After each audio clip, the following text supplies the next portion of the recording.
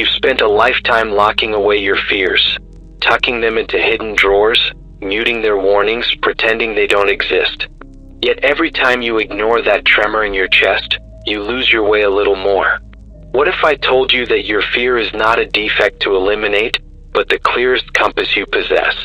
Tonight, we'll learn to read the needle of anxiety and let it guide you toward your greatest growth. Fear whispers in your mind like a hesitant courier, "This path is dangerous. You might fail. You're not ready." Most people hear that warning and retreat to safety, convinced they're preserving comfort. But safety is a stagnant pond, and growth is the river that carves new valleys. The moment you feel fear is precisely the moment you stand on the edge of transformation, if you'll only let that warning steer you forward instead of turning you back. Picture an explorer at the mouth of an uncharted cave.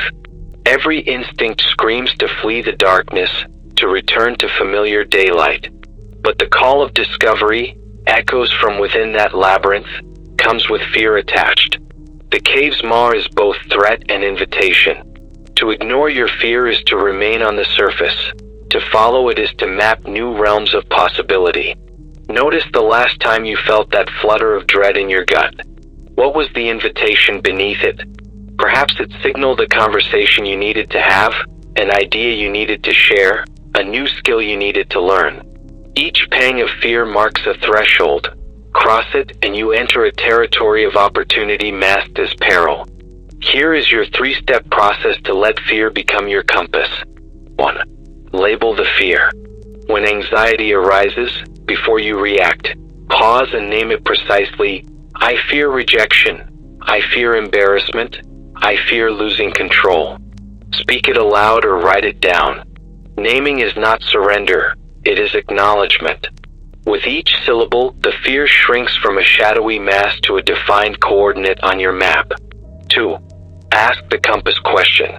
Once you've labeled the fear, ask, what direction does this fear point me toward? Rather than asking, how do I remove this fear? You ask, what is this fear trying to protect me from, and what could it be guiding me to?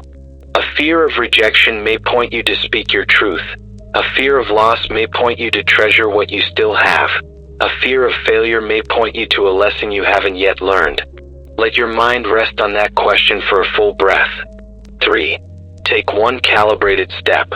Armed with that insight, take a small step in the direction the fear indicates. If your fear was rejection, send a concise message to someone you respect. If your fear was loss, schedule time today to honor what matters most. If your fear was failure, tackle the tiniest component of your goal. Draft one line, test one function, sketch one outline. That step needn't conquer the mountain. It only needs to point you up the slope. Over time, you'll build what I call a fear navigation practice. Each night, reflect on the day's fears. Note how labeling clarified their shape, how the compass question revealed direction, and how your small step propelled you forward. Keep a simple log, fear, direction, step, and watch as your map fills with routes you once ignored.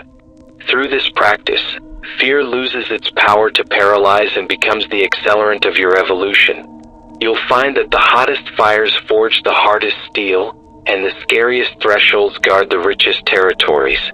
Tomorrow, when that familiar knot of dread tightens, smile inwardly. You've found your compass.